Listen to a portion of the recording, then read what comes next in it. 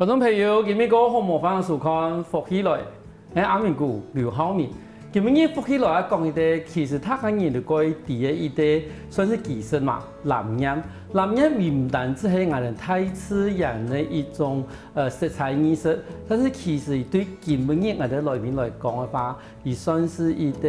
緣分嘛好，嘛算是一個感情嘛好。我哋今日嘅想到係我哋王慶嘉先生，伊唔係客人，但是喺客家中從事我哋藍染嘅工作。我哋馬上歡迎今日來賓，老師你好。主持人好，大家好，我是來自彰化，現在在屏東的王慶嘉。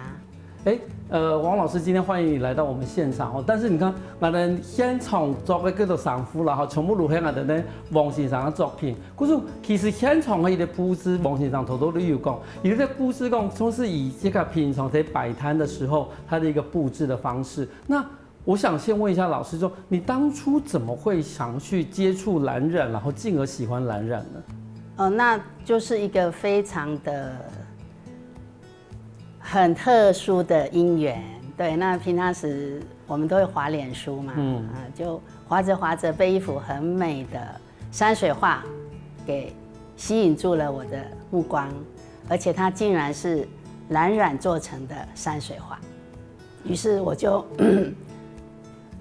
進一步的去跟那個 po 文的人去詢問說，這樣子的課程，然後才有後續的一些的學習。以玫瑰這邊來講，很多人其實是因為接觸到他的衣服，然後才會接觸到說，這種藍是怎麼去染出來的哈。是。但是龜這邊來講，你這個還引一幅畫，而且還山水畫。是。老師，你以前是從事於美術工作的專業嗎？那倒完全沒有，是就純粹喜歡欣賞自認為美的畫面。但是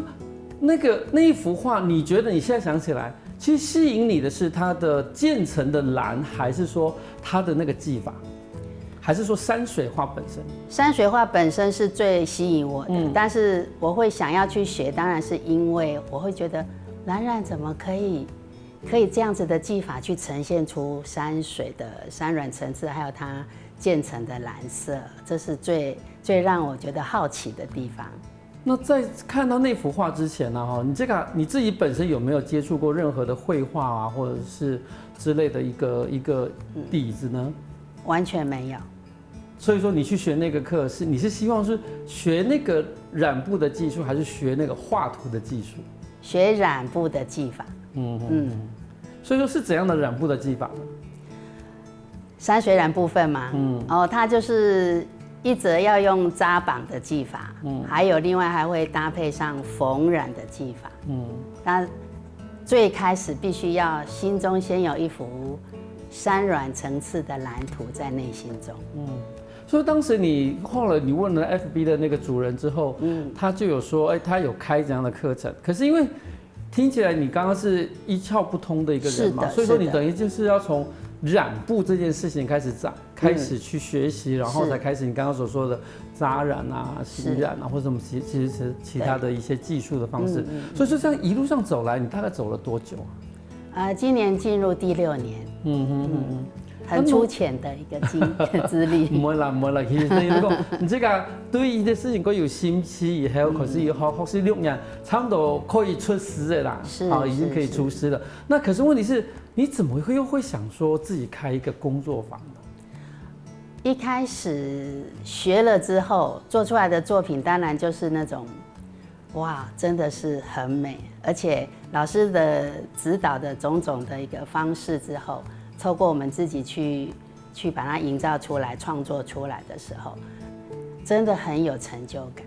那到後來，為什麼你乾脆就只能進駐了高樹的一個智慧農業學校呢？這真的是非常的緣分，因為我們智慧農業學校是屬於屏東縣勞動青年處所主軸的一個點啊，它是一個廢棄小學所衍生出來的。然後他們本身在屏東各地有很多的青年據點、青創據點，是提供給青年創業的基地，一個孵蛋的概念啊。你有創業的理想，就可以來這邊啊，有個工作室，然後好好的就是結合公部門給的很多資源課程，然後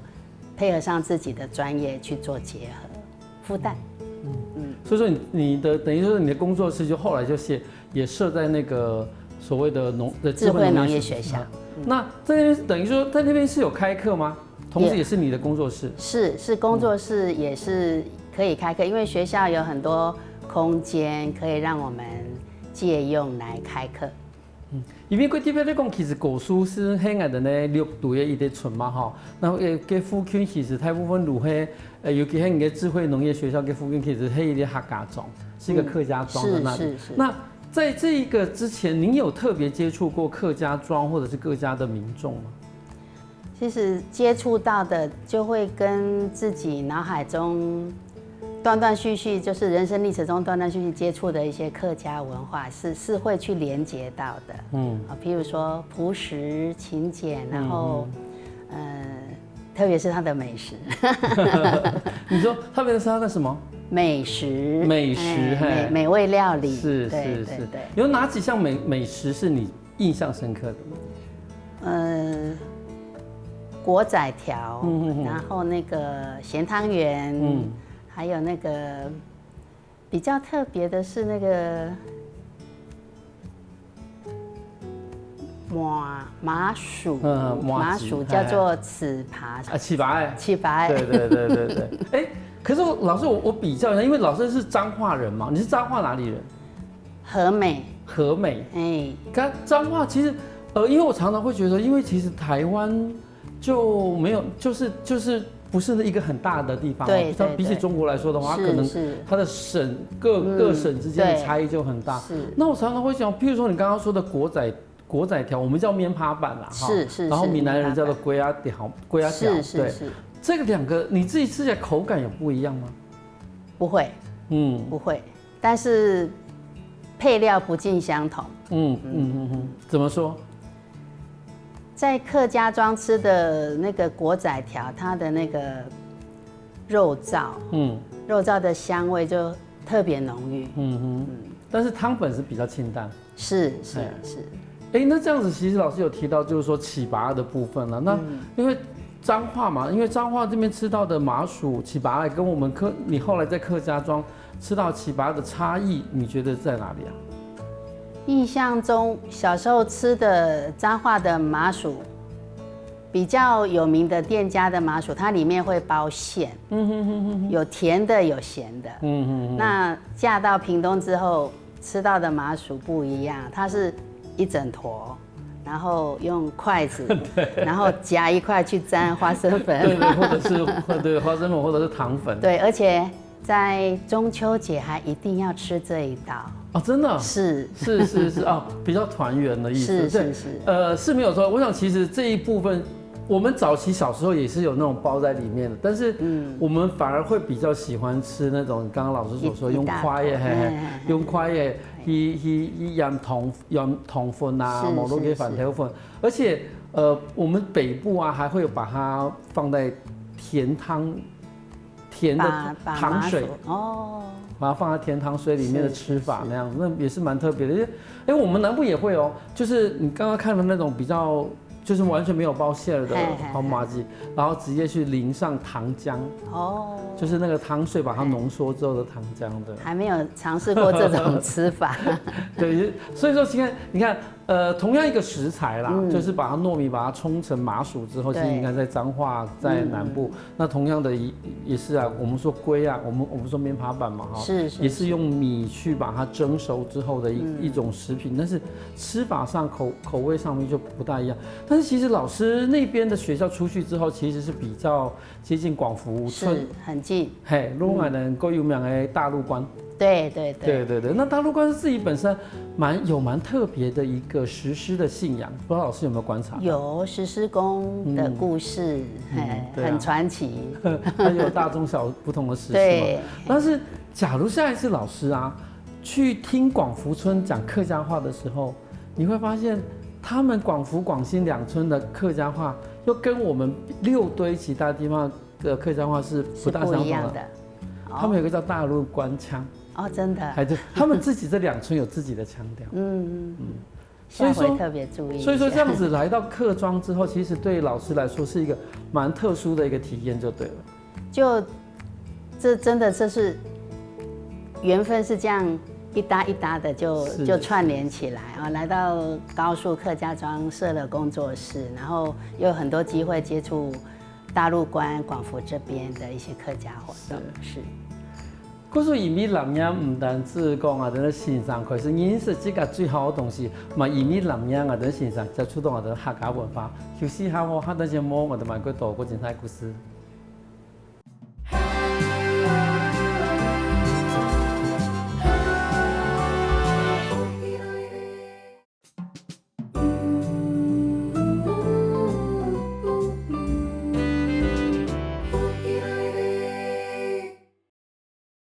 反正古老福氣來耶，雖然是冇來生的種花，但是佢喺高樹成江嘅的南洋嘅黃金卡先生，來到嚟現場同你分享講，伊當初做嘛我接觸到嘅南洋，我想問下先生，因為頭先有講到講，後來這個其實有喺我哋呢六堆客家文化園區也有做一個 DIY 的一個課程嘛，哈，當初怎麼會跟我們的園區有這樣子的一個機緣去開設這樣的課程呢？是。去擺攤，去一個也是很大自然的一個農場擺攤，然後遇到了他本身是在10多年在六堆客家園區裡面，他有一個木工坊，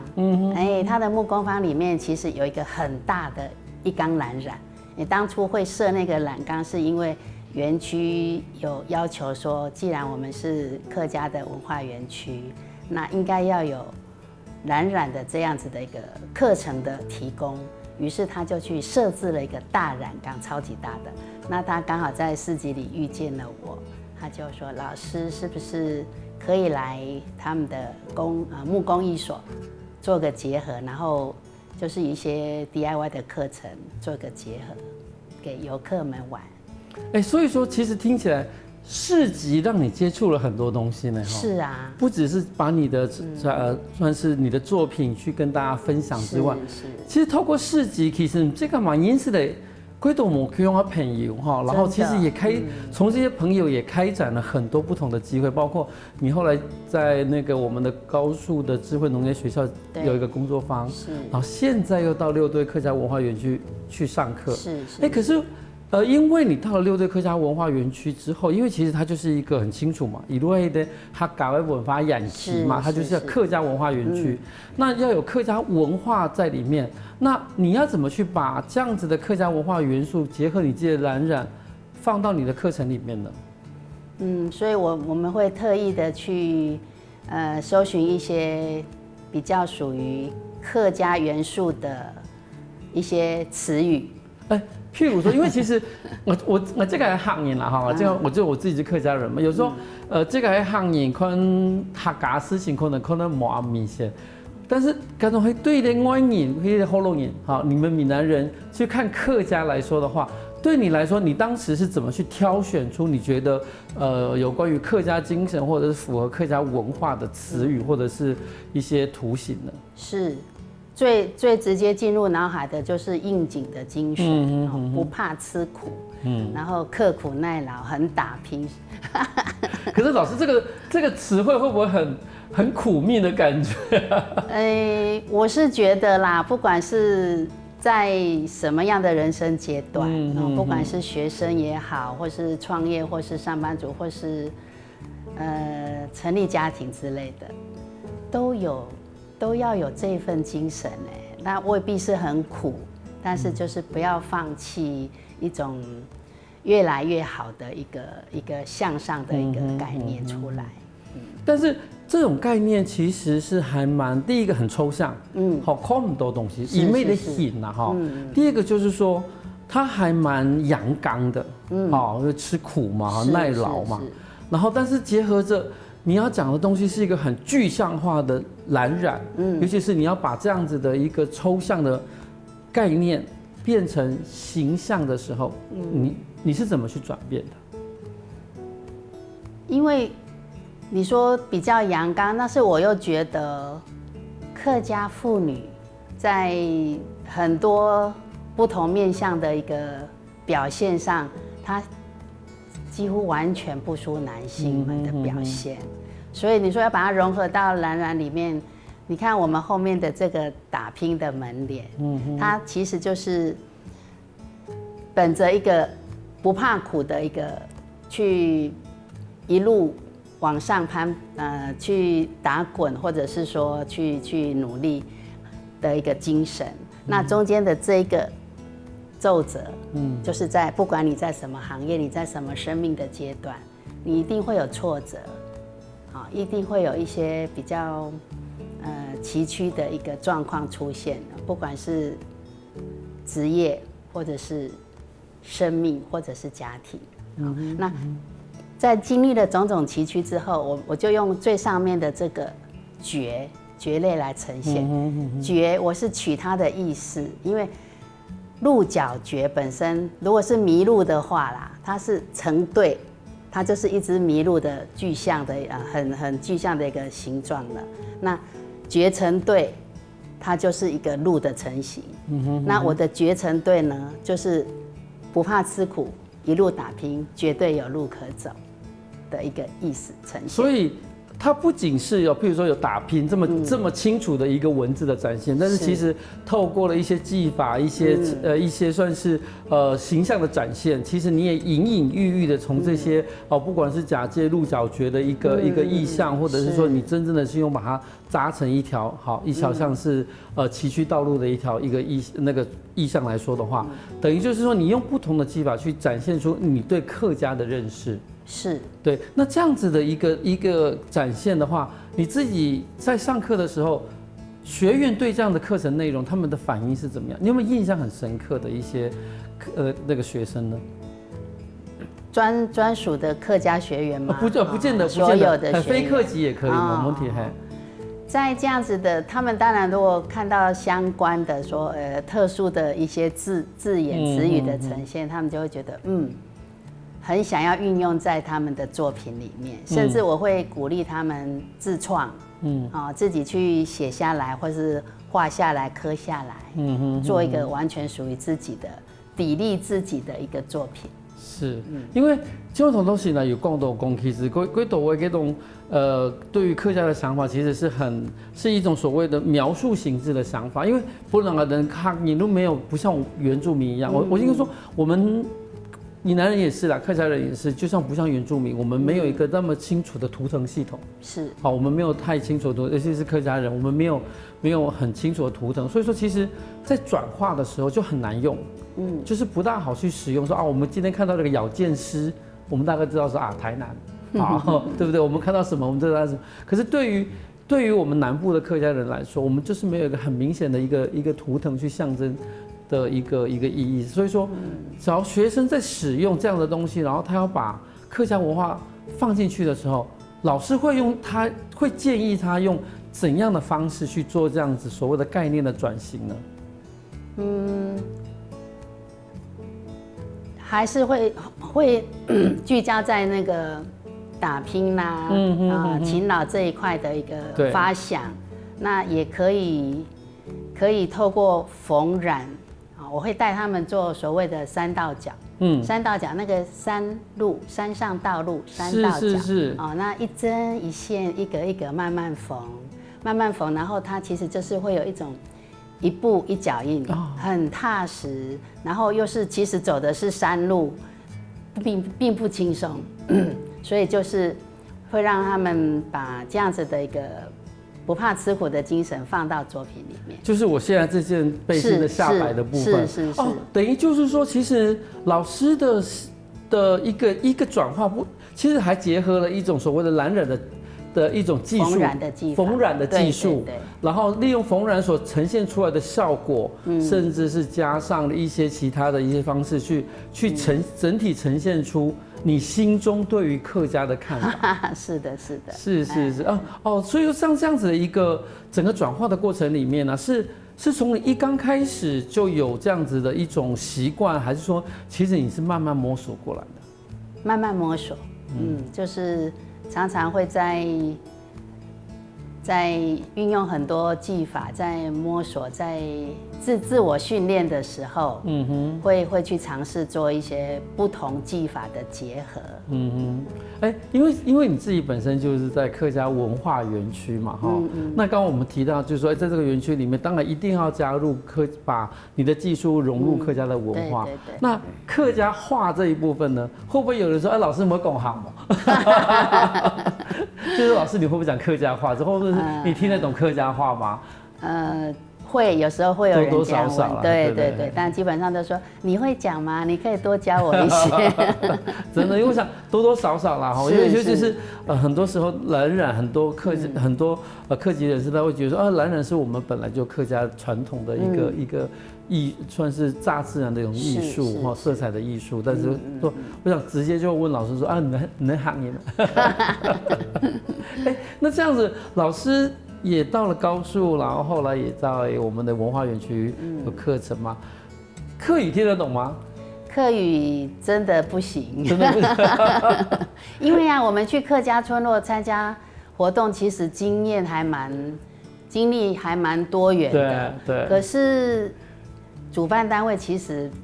不會很刻意要講客語跟我們，一定是用我們聽得懂的語言。沒有錯，因為他知道說現場有非客語人士所以說他不會，我們還是會以客為尊，就覺得說我們用華語，甚至有些人還會直接講閩南語。是，沒錯，覺得大家都聽得懂那樣子。所以說其實像這樣子的算是在園區裡面的課程啊，你覺得都是哪一類型的人來上課啊？比較隨緣呢，因為是遊客們看到了工藝所木藝所，他們走進來，然後才會看到我們有藍染的這個課程，然後才會有一些作品的呈現，看着，然後就如果他們時間許可啦，畢竟遊客的時間上就比較不是那麼的好掌控。沒有錯。其實藍染木工嘅技術其實嘛可以利用呢個技術的一個組合，代表木工的客家文化精神。休息一下，下到節目我哋咪嗰度個精彩故事哦。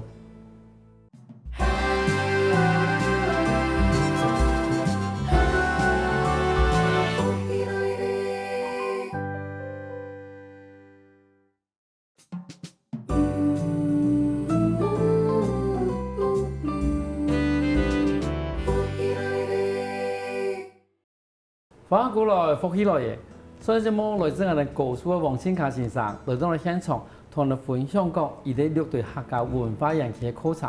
我想問一下先生，因為頭都有講到講，其實唔單止喺高樹，即係有一啲工作坊嘛，睇我哋6對客家文化園區嘛，有啲課程。那像這兩邊，他來學習藍染的是男生多還是女生多？女生居多。女生居多。那年齡層呢？年齡層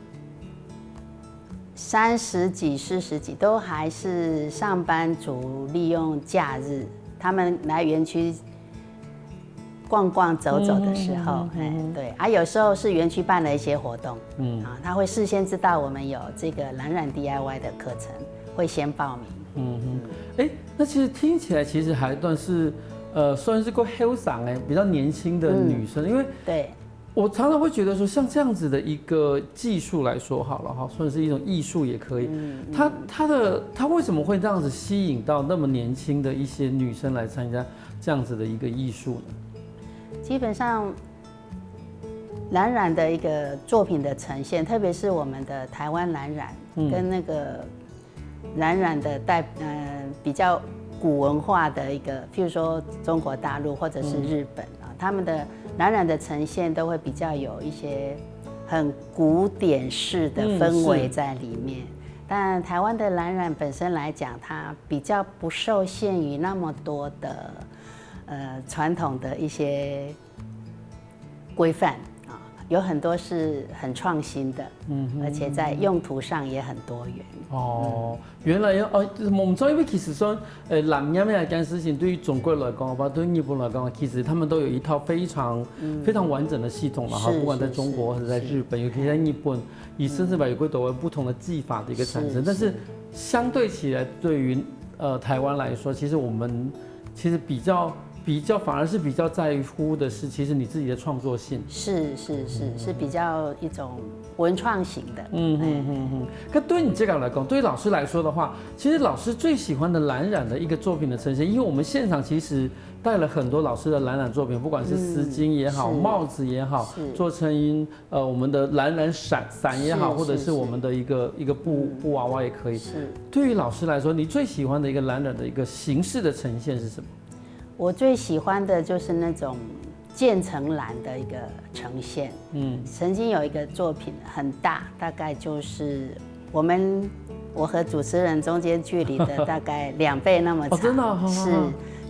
那一次的呈現手法就是一個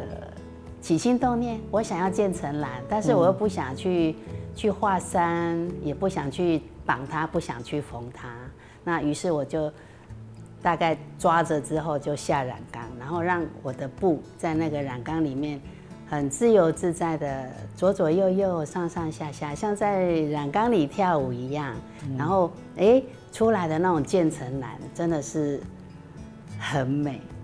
但它隱隱約約還是會有那種山巒的那個呈現出來。可是你這樣聽起來，我就會覺得說，第一個。它好難掌握一個固定的技術，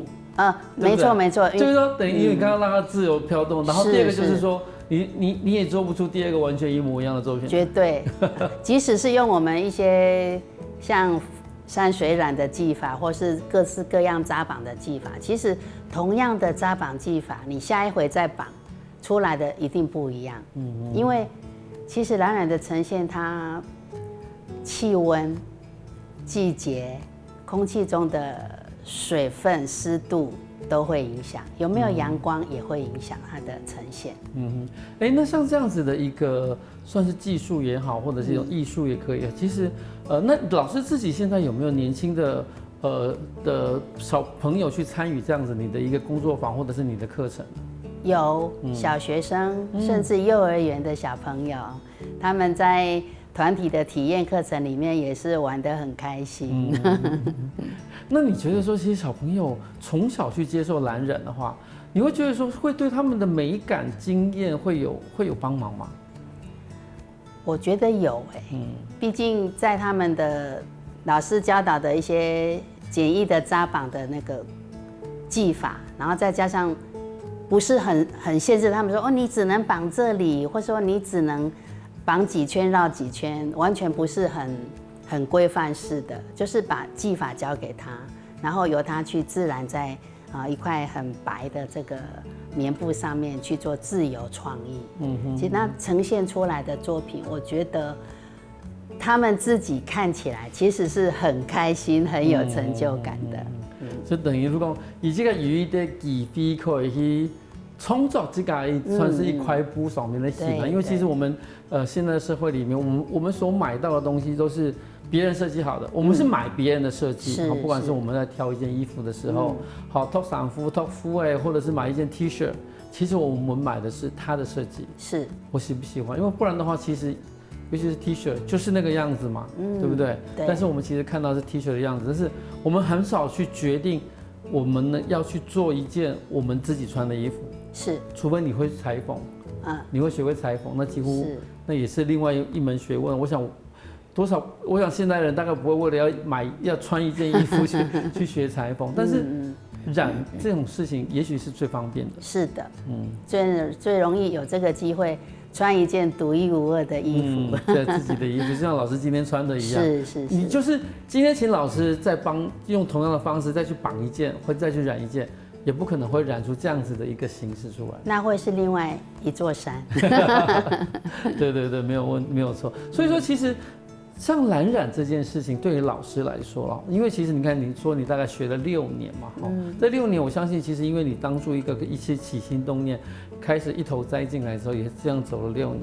這6年來說，你覺得你在藍染這一部分有什麼做到了，有什麼還沒做到的？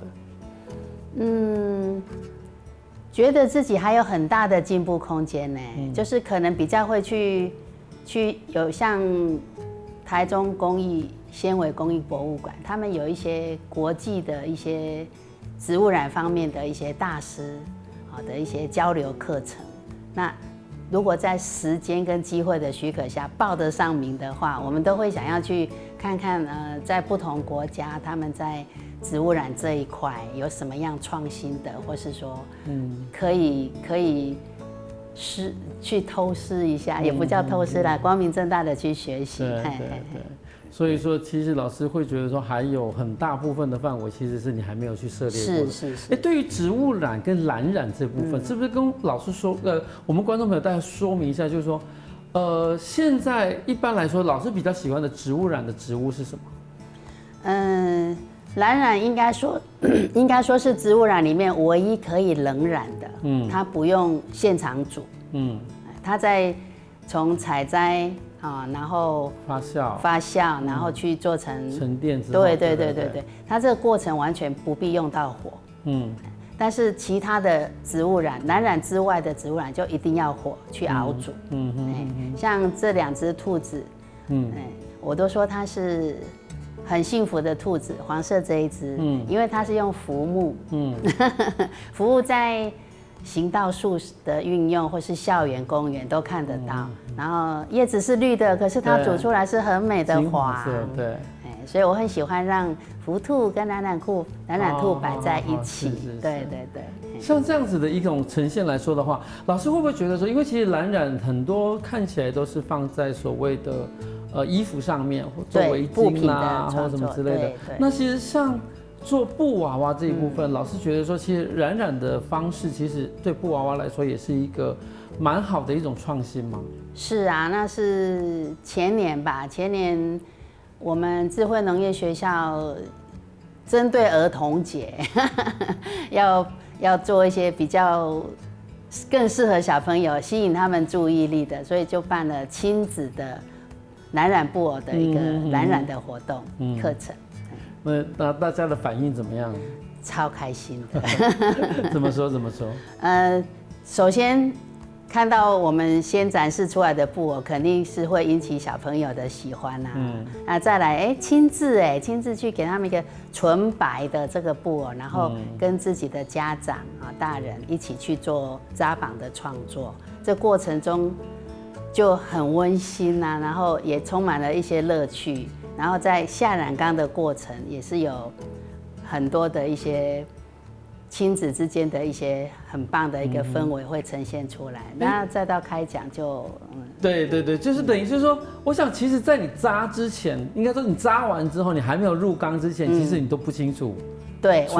完全沒辦法預測。对，可是這種不確定性會不會讓人覺得說啊，老師我不要這個地方是藍色，我要是白色的，也會不會這個樣子？